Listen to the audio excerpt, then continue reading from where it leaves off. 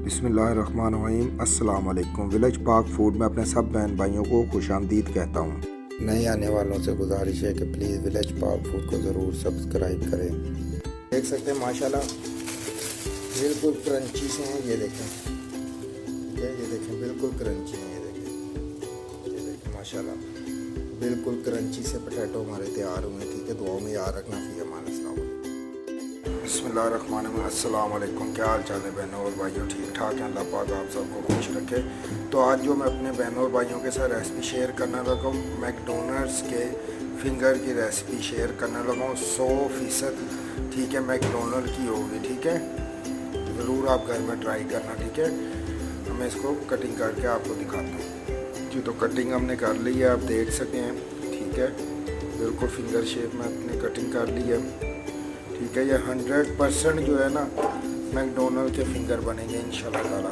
ठीक है, आप भी घर में ट्राई करना, बच्चों को बना के दें, खुद भी खाएं, इंशाल्लाह बहुत टेस्टी ये बनेंगे। ये भी आपके सामने सारा प्रोसेस होगा इंशाल्लाह ताला। ये नमक है, ठीक है, साल्ट ये मैं ऐड कर रहा हूँ। ठीक है,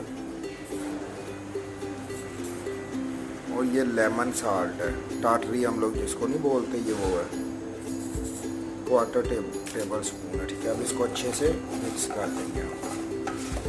सिर्फ नमक और टाटरी मैंने लगाई है इसको। ठीक है, आप भी घर में ट्राई करना, ये बहुत मज़ेदार और सेम टू सेम बनेंगे, क्रिस्पी जैसे ही।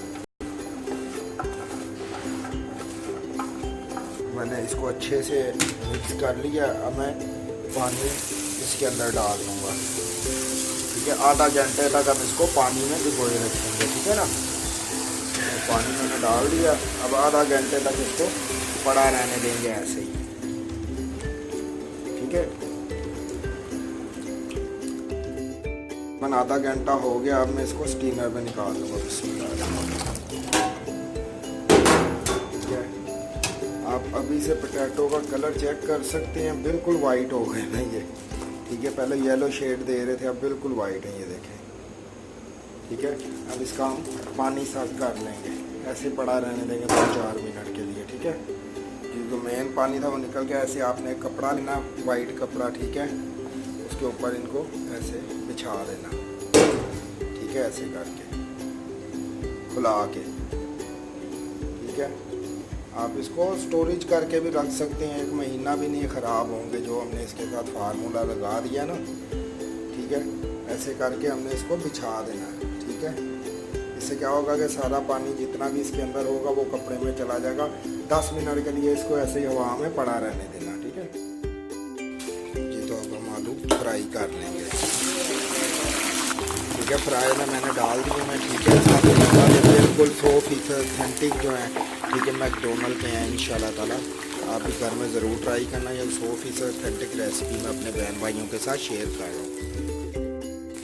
ये रेसिपी बिल्कुल 100% ऑथेंटिक है। ठीक है, मैकडोनल्ड की है। ठीक है, आप ये घर में ज़रूर ट्राई करना। देखिए माशाल्लाह